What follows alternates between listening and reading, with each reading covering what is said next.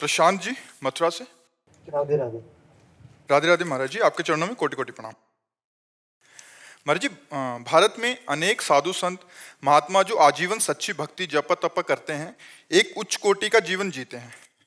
उनको शायद शरीर त्यागने पर दोबारा जन्म ना लेना पड़े, पर संसारिक और सामान्य दृष्टि से उनका जीवन बहुत कठोर और कष्टपूर्ण होता है। पहली बात यह होती है कि सती को पातिव्रत धर्म में कष्ट महसूस नहीं होता, उसे प्यार महसूस होता है। व्यभिचारिणी को एक पति के अधीन रहने में कष्ट का अनुभव होता है। समझ पा रहे हो ना हम? जो साधु महात्मा भगवान के मार्ग में सच्चाई से चलते हैं उनको कष्ट का अनुभव नहीं होता, उनको परमानंद का अनुभव होता है। अगर कष्ट का अनुभव हो तो चला ही नहीं जा सकता। क्योंकि हम चले हैं, ये नहीं होता कि भाई आप अनुमान करके कह रहे हो, हम उसे जिए हैं। वो साधु महात्मा का जीवन गुरु भगवान की कृपा से जिए हैं। 13 वर्ष की अवस्था से लेके अभी तक जो भी आयु है उसे जिए हैं। तो कष्ट का अनुभव थोड़ी होता है। 5-5 दिन 6-6 दिन भोजन नहीं मिला तो एक आनंद का अनुभव होता है, एक अद्भुत आनंद। उसी आनंद की उमगन में हर कष्ट सह जाए। माता पिता से विछोह, स्त्री भोग का त्याग, रसेंद्री जनेंद्री के भोगों की तरफ से पूर्ण उदासीन, गर्मी सर्दी बरसात मान अपमान निंदा स्तुति सबको सहते हुए, क्योंकि एक परमानंद का अनुभव होता है तो उसमें कष्ट नहीं होता।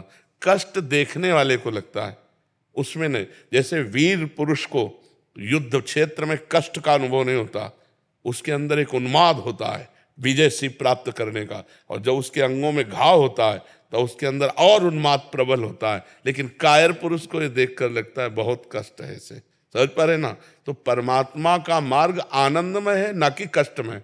संसार का मार्ग कष्टमय है, परमात्मा का जो मार्ग है वो आनंदमय है। स्वयं परमात्मा श्री कृष्ण इस संसार को दुखालयम अशाश्वतम कह रहे हैं। पहली तो ये बात हुई।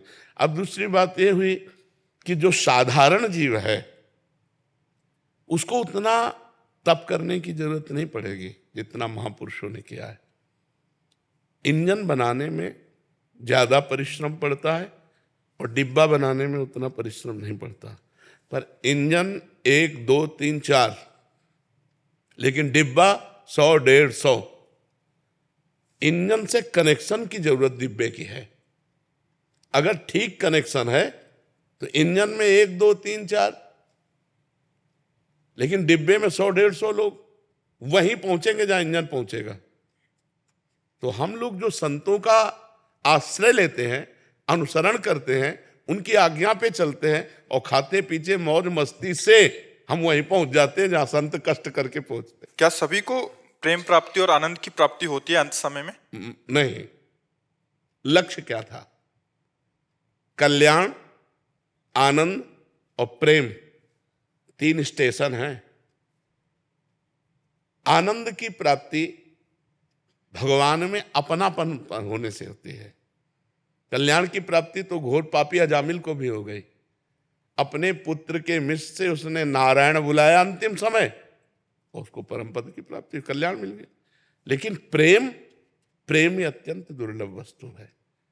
प्रेम तो उन्हीं को प्राप्त होता है जो जननी जनक बंधु सुत दारा, तनु धन धाम सुहृद परिवारा, सबकी ममता ताग बटोरी, मम पद मन ही बांध बर डोरी, समदर्शी इच्छा कछु नाही, हर्ष शोक भय नहीं मन माही, अस सज्जन मम उर्बस कैसे, लोभी हृदय बसहि धन जैसे।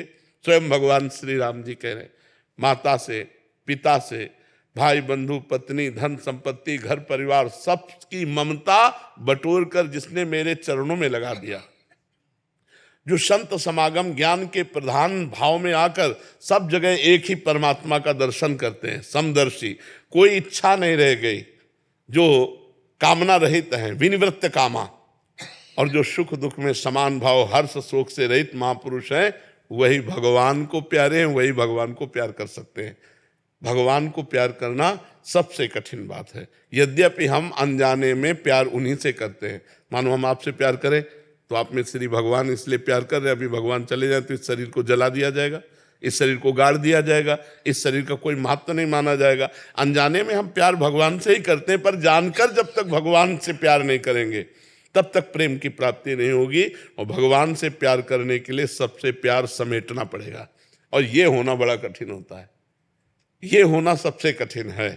खाते पीते परिवार से प्रेम करते भोगते हुए अगर भगवान मिल जाए तो ठीक है, नहीं तो ऐसे छोड़ना कहाँ। लाखों में कोई बिरला एक, कोई एक पाव भगत जिमि मोरी। शुद्ध भक्ति भगवान के लिए घर गृहस्थी में रह करके बहुत कठिन है, पर असंभव नहीं है। कठिन है पर संभव नहीं। यदि हम नाथ सकल संपदा तुम्हारी और मैं सेवक समेत सुत नारी, सब कुछ भगवान का है, सब में भगवान है, नाम जप कर रहे, धर्म पूर्वक आचरण कर रहे, भगवत प्राप्ति हो जाएगी, भगवत प्रेम भी हो जाएगा। तो ऐसे चलने से हो जाएगा। अब ये जरूरी नहीं कि महात्मा बचपन से गंगा किनारे तप कर रहा है तो हमको भी तप करना पड़े। वो इंजन है, हम डिब्बे में बैठ जाते हैं, हम उसका कनेक्शन कर लेते हैं, वहीं पहुंच जाएंगे जहाँ इंजन पहुंचेगा। इसीलिए हम संतों को गुरु बना लेते हैं, हम संतों के चरणों का आश्रय ले लेते हैं, संतों का भरोसा कर लेते हैं कि ये इनकी कृपा से हमें भगवान की प्राप्ति हो जाए। होती है। शास्त्रों लोगों को आज तक जब किसी को भी अगर भगवत प्राप्ति हुई है तो संतों से हुई है। मति कीरति गति भूति भलाई, जब जे जतन जहां जे पाई, सो जानो सत्संग प्रभाव, लोकों वेद ना अनुपाऊ। लोक और वेद में उनको उपाय नहीं है। संत महापुरुषों का समागम, उनका आश्रय, उनके वचनों का पालन, यही भगवत प्राप्ति करा देता है। समझ पाए आप जी?